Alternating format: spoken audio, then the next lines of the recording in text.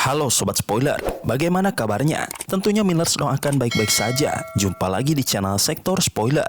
Pada video kali ini, Millers akan bahas kelanjutan cerita dari Donghua series Perfect World episode 236. Seperti biasa, Millers mau ingatkan lagi bagi Sobat Spoiler, karena video ini mengandung spoiler, Mimin sarankan untuk tonton dulu episode-episode sebelumnya, biar ngerti jalan ceritanya. Tapi buat Sobat Spoiler yang gak sabar dan udah siap dengerin kelanjutan ceritanya, langsung saja kita gas ke ceritanya. Di episode sebelumnya, Si Hao ditempa oleh petir surgawi yang nyaris memusnahkannya. Cairan putih dari bambu ilahi penangkal jahat menyatu dengan sumsum emasnya, menahan hidupnya di tepi kehancuran. Di tengah siksaan itu, ia memadukan energi kematian dari petir dengan energi kehidupan dari bambu, menciptakan pusaran yin-yang yang rapuh. Setiap saat tubuhnya bisa hancur, ia tidak hanya bertahan, tetapi juga melahap petir untuk menyempurnakan diri. Badai itu akhirnya reda, meninggalkan tubuhnya yang semakin kokoh dan dipenuhi vitalitas murni. Ia menyimpan sisa cairan bambu, lalu melanjutkan perjalanan menuju buah mata air kuning, salah satu buah suci yang diyakini menyimpan rahasia besar. Buah itu tumbuh di pohon emas, berkilau bagai matahari kecil. Namun, ketika hendak memetiknya, 4 serangga emas menyerang dengan kekuatan tajam yang mampu merobek ruang. Pertarungan sengit pun terjadi. Si Hao terluka parah tetapi berhasil menaklukkan mereka satu persatu. Saat memakan buah itu, roh primordialnya diperkuat hingga muncul sosok bercahaya yang identik dengannya. Namun buah itu juga menyeretnya ke dalam ilusi dunia bawah, penuh tulang, roh jahat dan penderitaan. Ia dibakar, dicabik, bahkan dilempar ke siklus reinkarnasi yang tak berujung. Bangkit dari ujian itu, Si Hao menyimpan sisa buah dengan hati-hati. Ia tahu bahaya yang terkandung di dalamnya terlalu besar untuk dimakan sembarangan. Ia melanjutkan perjalanan ke gundukan kuno, menyaksikan roh-roh heroik para makhluk abadi yang disegel dalam hutan batu. Namun ia tidak goyah. Ia kembali ke institusi Dewa Surgawi dengan tekad bulat, menapaki jalannya sendiri, menjadikan tubuhnya benih nirwana menuju puncak kekuatan. Para murid dari Akademi Besar menatapnya penuh curiga, menduga ia berhasil memperoleh bambu ilahi penangkal jahat. Bisikan dan tatapan tajam mengiringinya, hingga seorang murid mencoba memprovokasi dengan menghunus energi pedang 5 elemen. Keheningan menyelimuti tempat itu, dan tak ada lagi yang berani menentangnya. Namanya sudah menggema sejak menaklukkan 9 Netherworlds, membuat hampir semua murid gentar. Meski berdiri sendiri tanpa sokongan akademi, ia tetap tak bisa diremehkan. Banyak yang menahan rasa iri dan marah, tetapi juga sadar bahwa martabat kedua akademi besar pun tak mampu menekan keberadaannya. Meski kini bersinar, banyak yang menilai masa depannya akan suram begitu ia melangkah ke tingkat lebih tinggi. Si Hao tidak menghiraukan omongan itu. Perjalanan mempertemukannya kembali dengan Cao Yuseng, yang ternyata berhasil mencuri ingatan dari roh-roh heroik untuk mempelajari metode kuno. Si Hao pun kemudian memberikannya buah mata air kuning. Namun ia tidak berani memakannya. Berbeda dengan kelinci giok bulan yang ceroboh. Tanpa pikir panjang, kelinci mungil itu melahap buah ilahi tersebut. Awalnya terlihat senang, tapi sekejap kemudian tubuhnya membeku kaku. Kesadarannya lenyap, dan roh primordialnya sirna begitu saja. Di episode selanjutnya, Si Hao dan Cao Yuseng hanya bisa berjaga dengan cemas ketika kelinci kecil itu mengalami perubahan aneh. Sehari semalam mereka tak berani menyentuhnya, hingga pada puncak energi yang, kegelapan menyelimuti tempat itu dan tubuh kelinci kecil menghilang, lalu muncul kembali dengan wajah kebingungan. Pada kakinya tampak bekas samar, seolah jejak reinkarnasi dipaksa terhapus oleh kekuatan misterius. Kelinci kecil sempat menyaksikan sebuah kuali besar dari emas abadi yang memancarkan cahaya 9 warna, dipenuhi darah yang menetes menembus batas ruang dan waktu. Di dalamnya, ia samar melihat sosok yang terasa akrab, namun tak mampu diingat jelas. Cerita itu membuat Si Hao terdiam. Ia tahu kuali itu bukanlah benda biasa, melainkan rahasia besar yang terkait dengan kekacauan zaman ini. Lewat kesadaran kelinci kecil, Si Hao melihat kuali itu begitu nyata, menenggelamkan dirinya dalam semesta luas seakan melahap jutaan bintang. Di baliknya berdiri seorang wanita berpakaian putih dengan topeng perunggu bernoda darah dan air mata, meninggalkan kesan mendalam. Wanita itu memukul kuali, menggetarkan seluruh alam semesta. Si Hao teringat, dialah sosok misterius yang dulu muncul di medan perang kuno. 3 sosok samar lain ikut muncul. Salah satunya berdiri di atas lonceng besar yang mengalirkan gelombang waktu ke dalam kuali. Bersama-sama, mereka menyalurkan kekuatan hingga kuali bergetar hebat dan akhirnya lenyap. Namun apa yang kelinci kecil rasakan berbeda. Ia hanya mengingat samar adanya suara jauh, seperti bisikan dari ujung dunia yang bercerita tentang sosok yang terkubur di antara mayat, berjalan sendirian di lautan kosmos menanggung kutukan masa lalu. Kelinci kecil berusaha mengingat lebih jauh, tapi semakin keras ia mencoba, semakin kabur semuanya. Rasa kehilangan menyesakkan dadanya hingga ia menangis. Si Hao dan Chow Yuseng berusaha menyelidiki kesadarannya, namun jejak itu sudah terhapus oleh arus waktu.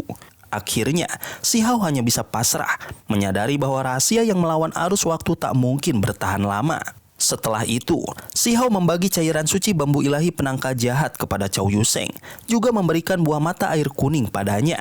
Mereka lalu meninggalkan gundukan abadi, sempat bertemu Chang Gongyan dan beberapa lainnya, serta berbagi sedikit cairan suci. Saat tiba di puncak gunung besar, orang-orang terkejut melihatnya kembali. Para tetua dari Akademi Abadi dan Akademi Suci kembali membujuknya. Yang satu menawarkan tanah keberuntungan alami, yang lain mengundangnya bergabung. Namun si Hao menolak. Ia tahu semua keberuntungan besar sudah ditentukan untuk para penerus pilihan. Tanpa benih dao sempurna, ia tidak akan diberi lebih banyak. Ia memilih jalannya sendiri. Dengan ringan ia menuruni 100.000 anak tangga yang menekan dewa sekalipun, membuat para tetua terperangah melihat betapa luar biasanya tubuhnya kini. Di kejauhan, banyak jenius muda berbisik, sebagian iri, sebagian menunggu kejatuhannya. Namun si Hao tidak peduli. Dalam hatinya sudah tertanam tekad untuk menjadikan tubuhnya sendiri sebagai benih. Ia kembali ke institusi Dewa Surgawi, menemui tetua agung yang telah menyiapkan kolam obat dan ramuan kuno. Dengan mantap, ia memulai pengasingan, langkah besar yang akan menentukan masa depannya. Sementara dunia luar hanya bisa menunggu antara kegagalan atau kebangkitannya. Di tengah keramaian kabar dan spekulasi, ada pula yang diam-diam cemas. Qingyi dan kawan-kawan merasa keputusan si Hao terlalu berani. Bahkan Chow Yuseng pun gelisah meski melihat bayangan seseorang yang diceritakan gurunya dalam diri si Hao. Namun di dalam institusi Dewa Surgawi, suasana begitu tenang. Si Hao telah menyiapkan segalanya. Tubuhnya berkilau, roh primordialnya membara hingga menyalakan api perak yang mengejutkan tetua agung. Api itu adalah tanda kekuatan roh yang mampu ditempa ulang, sesuatu yang amat langka. Kolam obat yang dipersiapkan pun beriak, dipenuhi ramuan langka dan mineral ilahi, daun pohon dewa surgawi, pasir bintang darah abadi, hingga bahan-bahan yang bisa memicu perebutan besar jika tersebar di luar, terkumpul di sana. Si Hao menceburkan diri, tubuhnya terbakar seolah disiram besi cair. Kesakitan yang ia rasakan mencapai tulang, namun tubuhnya yang luar biasa kuat mampu bertahan dari panas dan racun darah abadi. Siksaan itu tak berhenti, tulangnya ditebas, sumsum diremukan, lalu ditempa ulang berkali-kali. 10 hari penuh ia bertahan di ambang kehancuran. Setelah itu, ia dilempar ke kolam kedua, tempat serangga berbisa dilepaskan ke tubuhnya. Racun kalajengking dan kelabang emas merobek daging serta organ dalamnya, membuat penderitaan semakin dalam. Namun bukannya mati, tubuhnya justru dimurnikan. Racun itu perlahan membuat dagingnya lebih kuat, lalu ia direndam kembali dalam obat ilahi yang memperbaiki segalanya. Hari-hari terasa seperti perjalanan di antara hidup dan mati. Si Hao sadar, semua penderitaan ini adalah jalan untuk menjadikan tubuhnya sendiri sebagai benih dao. Meski tetua agung menegaskan prosesnya belum selesai, ia yakin bahwa inilah jalannya sendiri. Jalan yang berbeda dengan jenius lain yang mengandalkan warisan darah atau benih kuno. Sementara itu, dunia luar digemparkan oleh keberhasilan jenius dari akademi besar.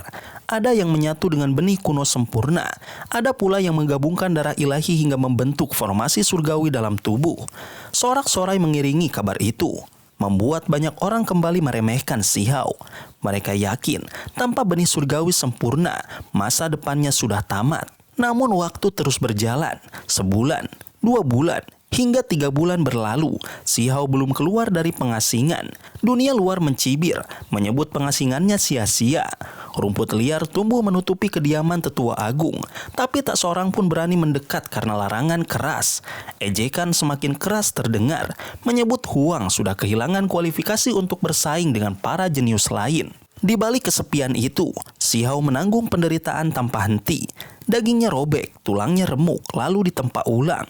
Roh primordialnya dipaksa melewati proses berbahaya, bahkan didorong untuk melahirkan roh kedua yang akhirnya dilebur kembali agar lebih murni. Ia mengubah rohnya menjadi pedang emas, menempanya hingga kokoh. Bulan demi bulan berlalu, 6 bulan penuh ia tak terlihat. Dunia menertawakannya, namun sesungguhnya di balik kesunyian itu, sebuah transformasi besar sedang berlangsung. Tubuh, jiwa, dan rohnya perlahan bangkit menuju kelahiran kembali yang akan mengejutkan semua orang. 6 bulan penuh Si Hao menjalani siksaan tiada henti. Dari tubuh hingga roh primordial, semuanya ditempa tanpa belas kasihan. Latihan ini sudah melampaui standar pengasingan seorang dewa surgawi, lebih menyerupai penempaan brutal setingkat master sekte. Tetua Agung yang biasanya ramah, kini bersikap keras tanpa ampun. Sedikit saja ada kekurangan, ia segera memulai ulang seluruh proses. Senjata jiwa biru tua melesat, membawa niat membunuh dingin yang mengiris, menyerang langsung roh primordial Si Hao. Bagi siapapun yang menyaksikan, serangan ini bukanlah latihan, melainkan pembantaian. Bahkan seorang master sekte akan pucat menghadapi tekanan semacam itu. Namun, dari antara alis Si Hao, muncul sosok mungil seukuran kepalan tangan. Wujud roh primordial itu sederhana, tanpa hiasan, seperti seorang petapa sunyi. Pada saat genting, ia melangkah maju. Satu kepalan tangan menghantam tombak biru yang menerangi langit, memukulnya terbang. Dengan tangan kosong, roh primordial Si Hao menahan senjata jiwa, sesuatu yang mustahil bagi dewa surgawi biasa. Tetua Agung melanjutkan ujiannya. Sebilah pedang jiwa memotong langit, tajam hingga membuat matahari tampak redup. Kali ini roh Si Hao berubah menjadi pedang ilahi, sederhana namun kokoh, lalu menebas lurus ke depan. Benturan keduanya memercikan api, suara dentumannya bergema, membuat Tetua Agung pun merasa tegang. Jika sedikit saja gagal, roh Si Hao bisa musnah selamanya. Namun, ia bertahan. Pedang roh mungil itu tetap tegak, bahkan mampu menahan tajamnya senjata jiwa. Tingkat kekokohan roh primordial ini begitu langka, hampir mustahil ditemukan di dunia. Roh itu kembali ke tubuhnya, meski ada rasa kecewa karena tidak berhasil memperoleh seni penentram kekacauan yang sempurna. Kekuatan yang ia capai sudah melampaui batas wajar. Tubuhnya sekarang ramping, kokoh, dan sehat, seolah terbentuk menjadi senjata dewa berbentuk manusia. Ia bisa menghancurkan artefak magis dewa surgawi dengan tangan kosong, bahkan menahan harta tingkat master sekte. Dahi Si Hao bersinar, menunjukkan vitalitas yang meluap jauh melampaui level dewa surgawi. Semua ramuan langka sudah ia serap. Unicorn harta karun Oktadi, pohon dewa surgawi, teratai pembantu jiwa, bambu ilahi penangkal jahat, hingga buah mata air kuning. Semua itu membuat tubuhnya mencapai kesempurnaan. Tetua Agung yang menyaksikan tidak dapat menyembunyikan kekaguman sekaligus kepahitan dalam hatinya. Ia tahu murid ini telah melampaui dirinya di masa muda, sesuatu yang dulu gagal ia raih. Ia teringat masa lalunya ketika mencoba jalan yang sama, menjadikan tubuh sebagai benih, namun gagal dan hampir kehilangan segalanya. Kini semua harapan ditaruh pada Si Hao. Di dalam tubuhnya ada benih aneh, seperti plasenta surga dan bumi, yang ia rebut dahulu dari tebing klan surgawi. Selama ini benih itu disimpan, namun kini mulai menunjukkan cahaya aslinya. Kabut kekacauan primal mengelilinginya. Terdengar samar suara 10.000 dao surga bergema darinya. Langkah terakhir pun tiba. Dengan pedang abadi yang menyala, Tetua Agung menorehkan darah jantung Si Hao ke dalam benih itu, membuka jalannya. Darah menjadi pengorbanan, dan Si Hao melompat masuk, menyatu dengan benih, menjadikannya inti ilahi yang sedang dipupuk. Untuk menjaga agar benih itu tidak hancur, Tetua Agung menggunakan obat legendaris dari Dao Penambah Langit, sebuah cairan abadi yang mampu memperbaiki langit itu sendiri. Cairan itu menutup kembali plasenta dunia, menyegel Si Hao di dalamnya. Dari titik itu, Si Hao memasuki tahap transformasi biologis, di mana hidup dan mati dipertaruhkan. Setelah itu, ia tak lagi mendengar dunia luar. Tetua Agung membawa benih ini ke tempat keberuntungan alami, menguburnya, menunggu muridnya bangkit kembali. Namun di luar, waktu terus berlalu. 8 bulan berlalu, Si Hao tidak muncul. 9 bulan, tetap tidak ada tanda-tanda. Setahun penuh, ia seakan lenyap dari dunia. Kediaman Tetua Agung di institusi Dewa Surgawi pun ditutup rumput liar, seolah ditinggalkan. Di sisi lain, dunia bergetar. Dari Akademi Abadi muncul kabar mengejutkan. Tianzi, salah satu dari 10 raja mahkota, keluar dari pengasingannya. Ia menyatu dengan pohon dunia hingga tubuhnya menopang langit, memancarkan pemandangan menakjubkan. Energi Dao bergetar, naga sejati berputar, teratai emas bermekaran di udara. Transformasi ini dianggap sempurna tanpa cacat. Beberapa hari kemudian, gelombang besar lain muncul. Energi ungu menyelimuti langit timur, meluas 30.000 li.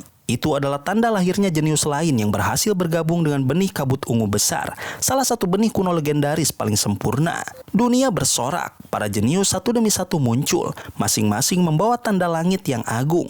Zaman gemilang telah tiba, angin dan awan kembali bergejolak.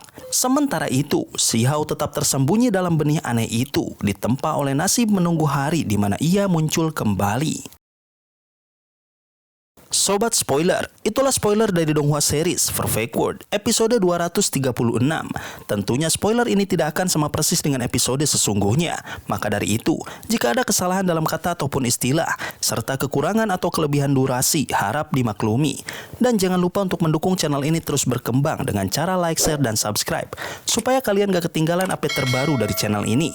Terima kasih banyak telah menonton video ini sampai akhir Sobat Spoiler. Kritik dan saran positifnya silahkan di komentar. Sampai ketemu lagi di video berikutnya. Tetap semangat dan sampai jumpa.